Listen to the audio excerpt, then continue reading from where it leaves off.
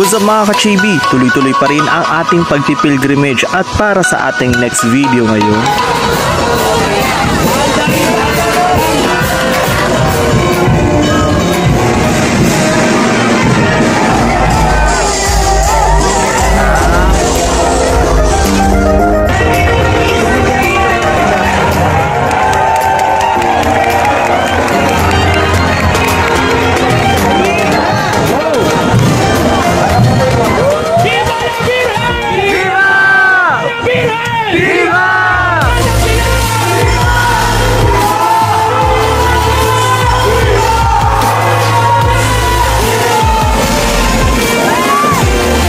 Halina at samahan ninyo ako at welcome to the Pilgrim's Vlog. Mga ka-chibi, ako nga pala inyong Kuya Chibi, Kuya Rafi, at welcome sa The Pilgrim's Vlog. Nandito tayo ngayon sa Taguig. Specifically, sa likod natin ay ang Minor Basilica and Archdiocesan Shrine of St. Anne dito sa Taguig dahil ngayon ang kanilang pistang bayan. Maya-maya lamang ay magaganap na yung Grand Santa Ana procession na nilalahokan ng iba't ibang imahen ni St. Anne mula sa iba't ibang panig pa ng Luzon. At yung iba dito ay privately owned. So, ayan. So, first time natin actually makaka-attend dito. Pero hindi ito yung first time natin mapunta dito sa parish. So, let's go! So, tingnan nyo, ang daming tao ngayon dito sa Taguig. Sarado yung kalsada sa dami ng tao. So, pasok tayo sa simbahan. So, ayun yung mga images doon nakalagay.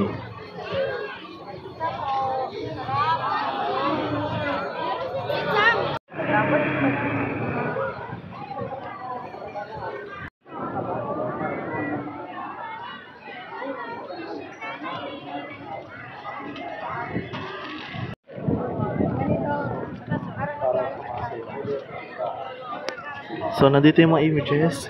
Isa-isahin natin sila.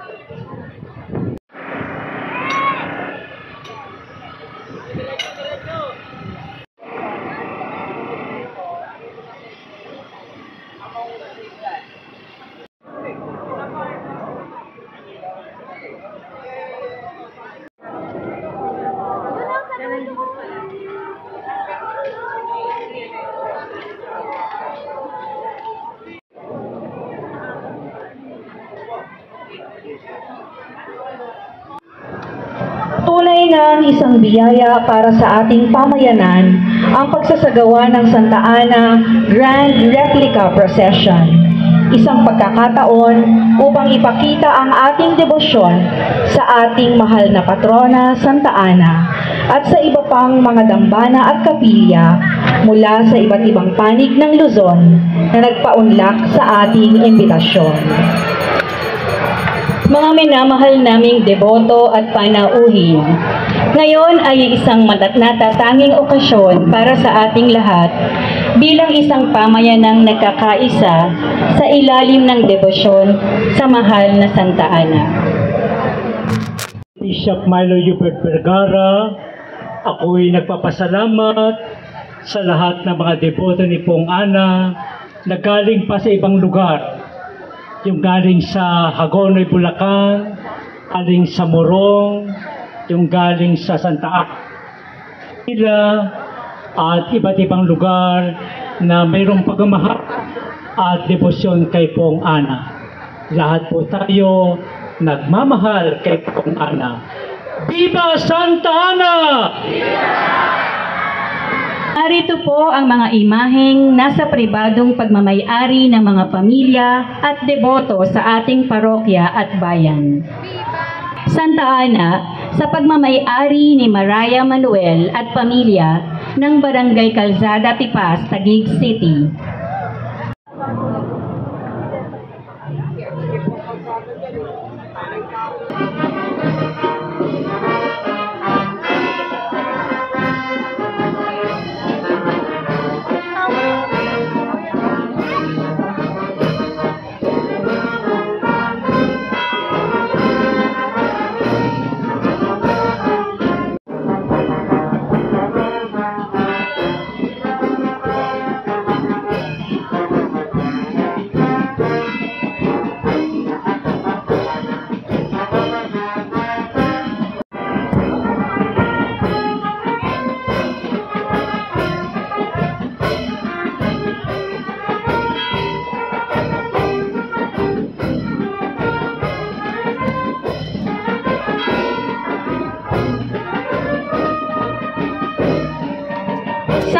Ana sa pagmamayari ni Nora Gabito at pamilya ng Barangay Tuktukan, Taguig City.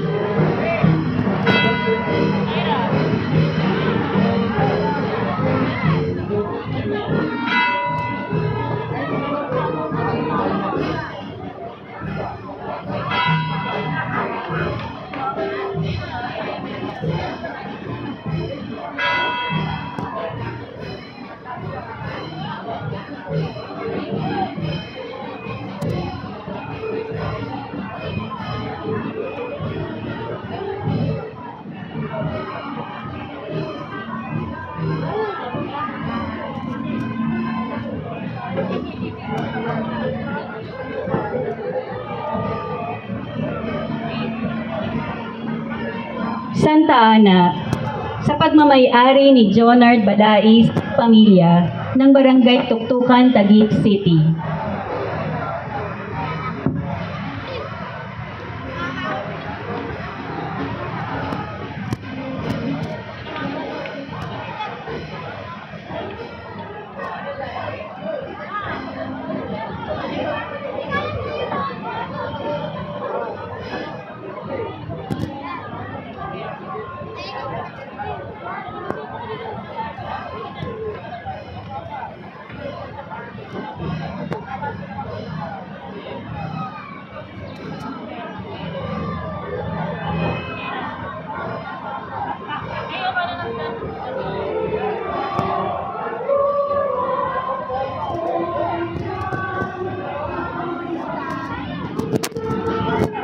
Santa Ana, sa pagmamayari ni Kagawad Aldrin Fermin at pamilya ng Barangay New Lower Bikutan, Taguig City.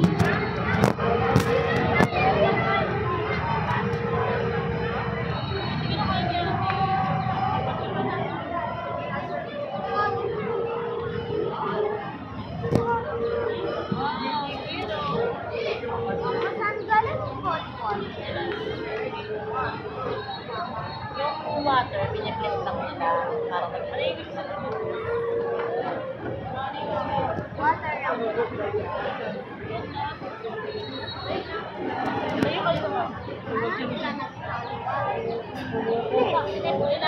Sa pagmamayari ni J.R. Aquino at pamilya ng Barangay Tuktukan, Taguig City.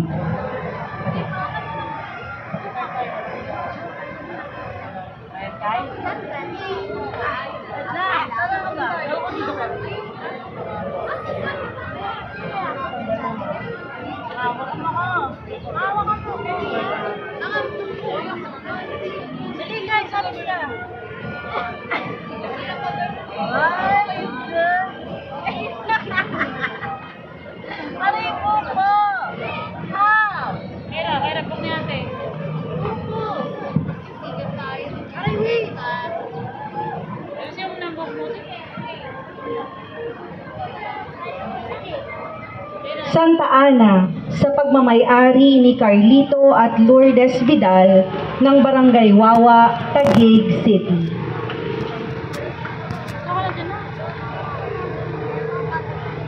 Later.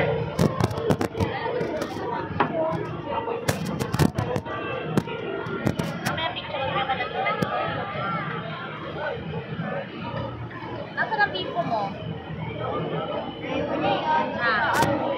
Kasi nakalagay mo siya yung pare ko.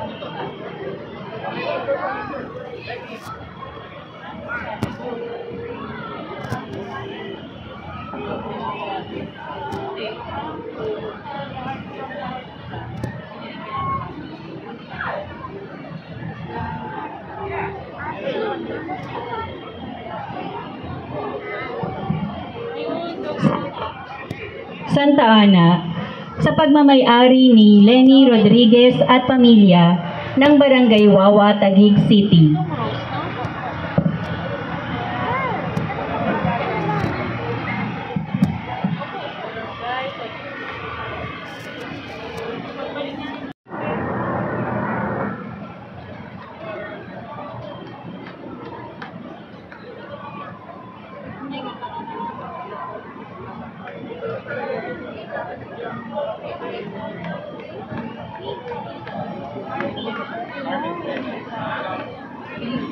Santa Ana, sa pagmamayari ni Sir Marvin Jimenez at pamilya ng Barangay Ususan, Taguig City.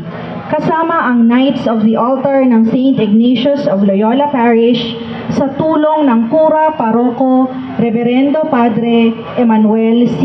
Hipolito.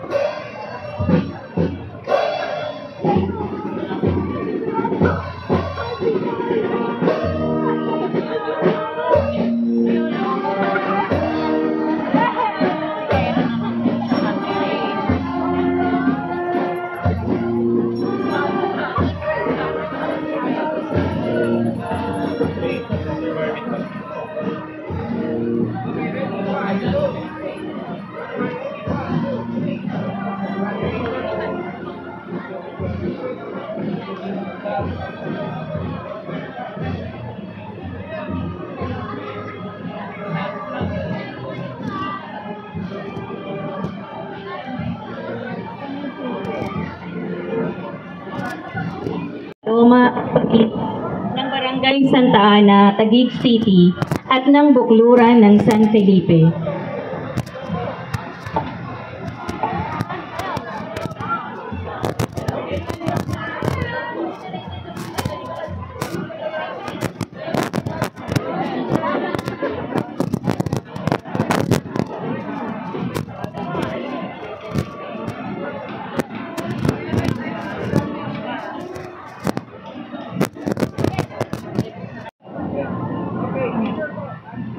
Santa Ana, sa pagmamayari ng Samahan ng Magpupugad ng Barangay Santa Ana, Taguig City. Mahal na poong Santa Ana ng Samahang Magpupugad.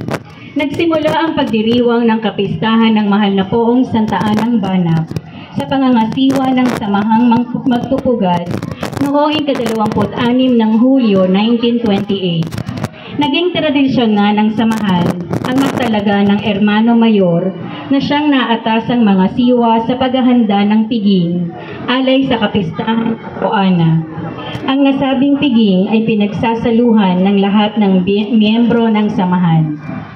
Nagsisimula ang kapistahan ng Pooana sa pag-aalay ng banal na misa para sa mahal na poong Santa Ana.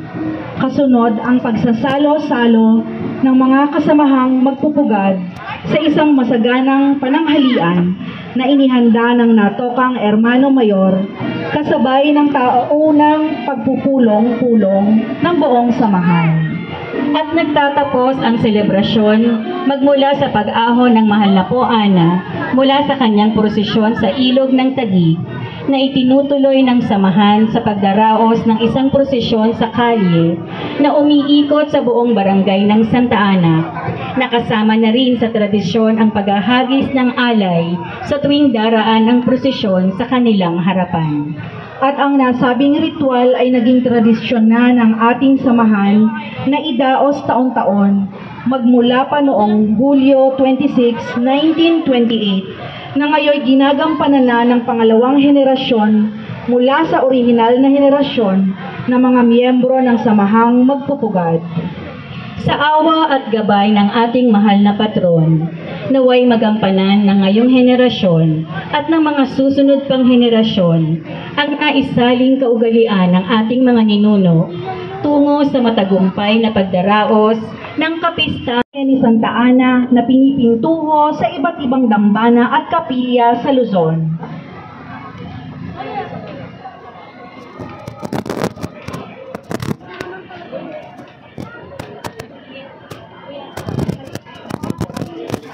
Santa Ana de Morong. Nagsimula ang debosyon ng Santa Ana sa Kanyugan, Morong, Rizal noong taong 1970s. Nagpatayo ng kapilya ang pamilya ng dating Provincial Board Member ng Rizal na si Attorney Felix Mendiola. Ang lupa na kinatatayuan ng kapilya ang ipinagkaloob ng Mendiola family at sa ngayon ay ito ang pinangangalagaan ng kanyang anak na si Nila Mendiola.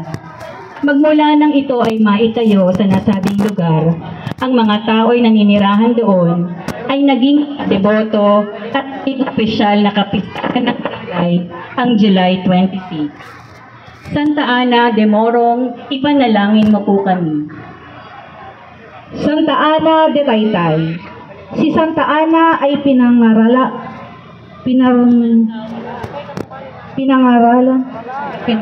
pinaparangalan ng inang simbahan bilang ina ng Birheng Maria.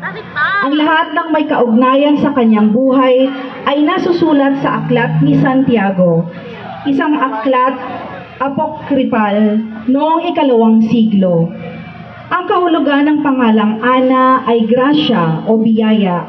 Katulad ni Santa Mariang Birhen, pinaniniwalaan ng pinagpakitaan din siya ng isang anghel noong kanyang pagluluwal ng anak na kikilalanin sa buong mundo.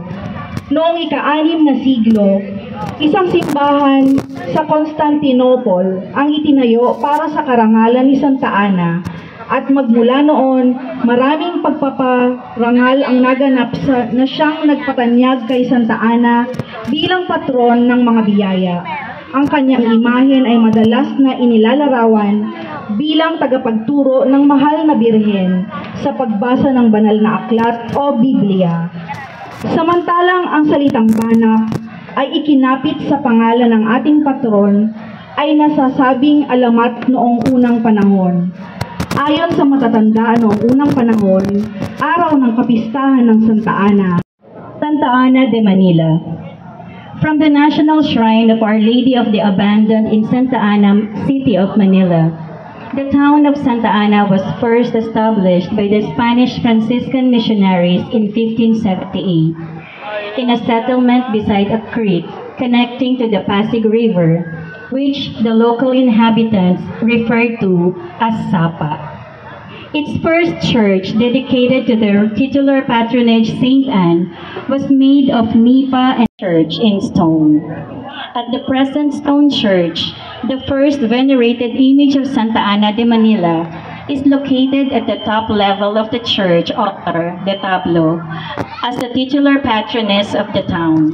It was constructed by Father Vicente Ingles, OFM, from 1720 to 1725, and was dedicated to its present patron, Our Lady of the Abandoned. The pilgrim image of Santa Ana de Manila was carved in Spain and brought to the Philippines in 1898 as the titular patroness of the town, patroness of widows, waywards, and happy marriages, model of Christian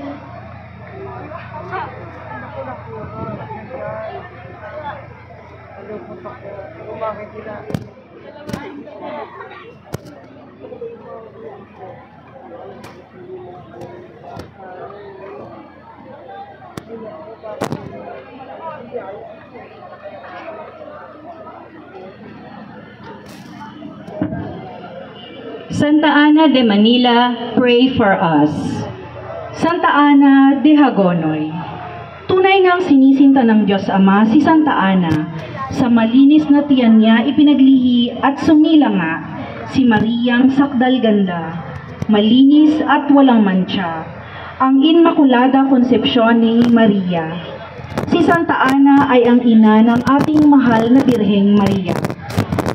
Umusbong sa pagsasama nilang matapat ni San Joaquin ang kalinis-linisang ina ng Diyos na siyang magiging ina ng sasakop sa ating mga sala. Ang butihing lola ng ating Panginoon, ang patrona at pintakasi sa bayan ng Hagonoy, Bulacan. Ang mapaghimalang imahe ni Santa Ana buhat sa kanyang pambansang dambana na sa loob ng mahabang panahon ay ipinamamalas ang matimyas at hindi magmamaliw na debosyon sa kanya. Ang imahen ay inaagapayan ng Ministry of Altar Servers, kapatiran ni Santa Ana, lingkod ni Santa Ana, at ang National Shrine Ministry. Santa Ana de Hagonoy, ipanalangin mo kami.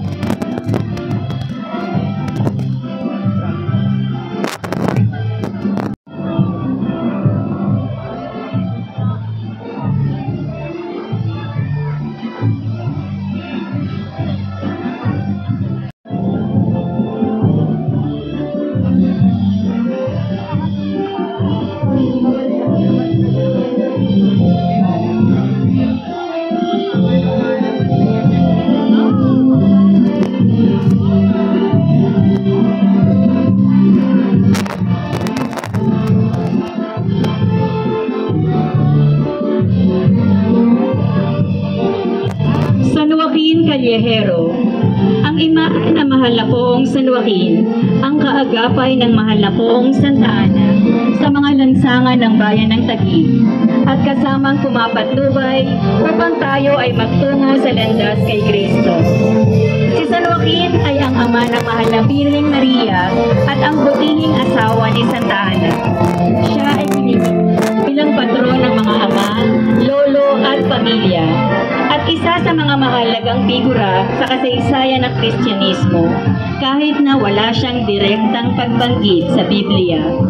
Ayon sa Proto-Evangelium, isang sinaunang tekstong Kristiyano, si San Joaquin ay isang matuwid at banal na lalaki mula sa angkan ni Haring David.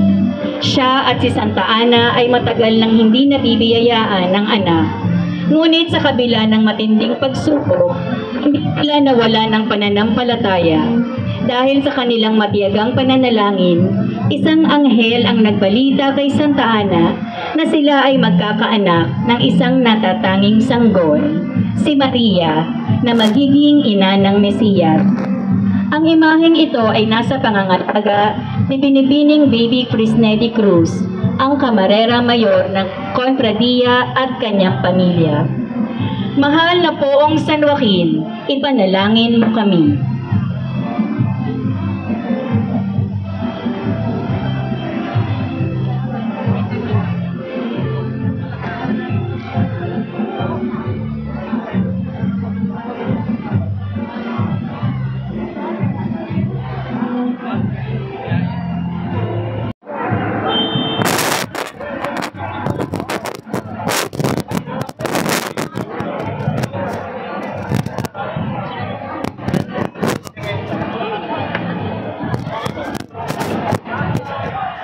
Ngayon, salubungin natin ang pintakasi at dakilang patrona ng bayan ng Taguig, ang ina ni Maria at lola ng Panginoong Hesus, Santa Ana de Taguig. Kasama rin sa hanay ng prosesyon ang eme mula sa Barangay Santa Ana, si Binibining Daniel Balais. Ang parokya ng Santa Ana sa Taguig ay itinatag noong 1587 ng mga misyonerong Agustino bilang bahagi ng kanilang pagpapalaganap ng Kristyanismo sa Luzon. Noong una, ito ay isang maliit na simbahan na yari sa kawayan at nipa. Ngunit sa paglipas ng panahon, pinalitan ito ng matibay na batong istruktura. Ang simbahan ay patuloy na lumago bilang sentro ng pananampalataya sa Taguig at mga karatig bayan at debosyon ng mga Taguigenyo. Ang Santa Ana de Taguig Callejera ay ang opisyal na imaheng prosesyonal ng Minor Basilica of St. Anne.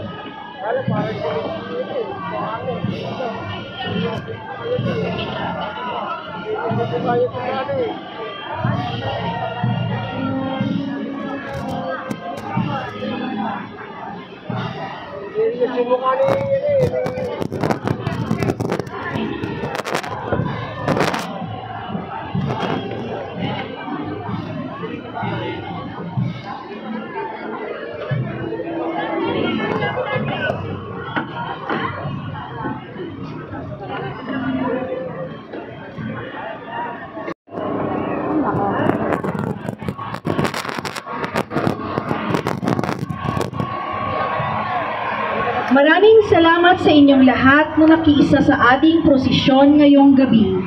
Naway ipagpatuloy natin ang ating debosyon kay Santa Ana at palag...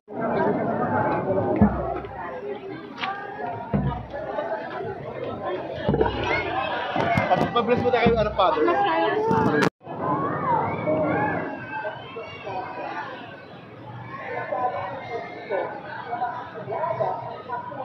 Mga ka-chiba, yun na nga at ongoing na yung procession. Alam niyo, nakakatuwa kasi ang tagal ko nang hindi nakakapunta ng Hagonoy and alam niyo naman, devoted tayo ni Santa Ana at nakita ko yung replica ni Apo Ana nandito. Kung ano yung damit ng first time ko siya nakita, yun yung damit na actually suot niya ngayon. At nakakatuwa. Then, yung kalihera image naman ng Poana, ng Taguig, blue din ang tanda kong damit niya nung first time ko siya makita at blue rin ang damit niya ngayon. So, ang cute lang talaga. So, abangan natin siya or siguro kukuha tayo ng clip kung saan yung daan niya kasi may mga mananayaw kaso sayang hindi natin masyado nakita. So, kukuha tayo ng clip ng mananayaw banda doon. So, hanap tayo ng ibang pwesto ngayon. So, let's go.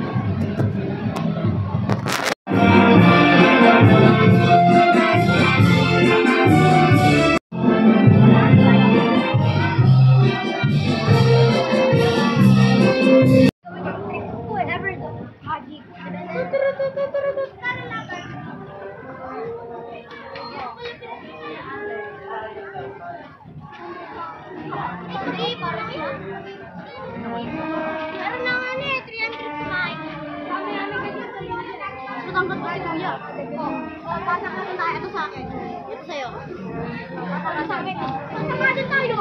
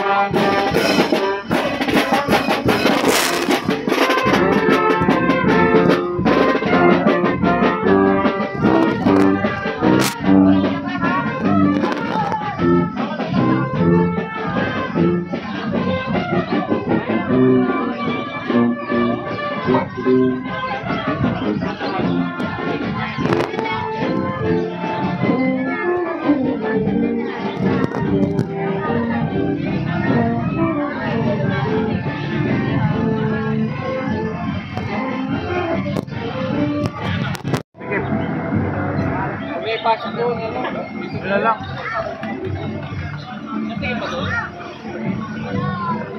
Ang sabante pa rin mga yan.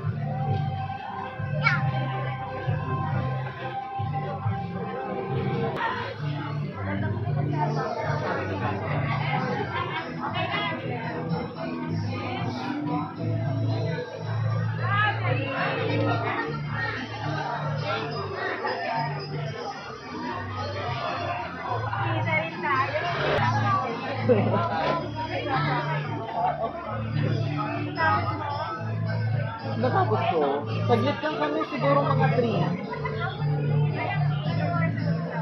1:30.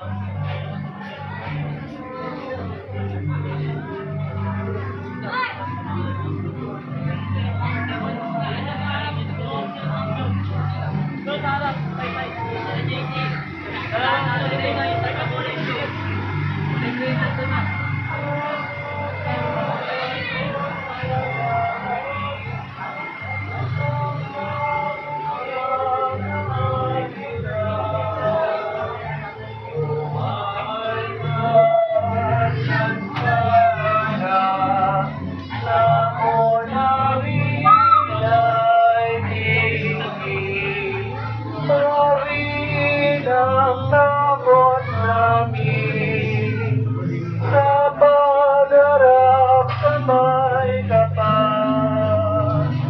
O mahal na Santana, sa mo namin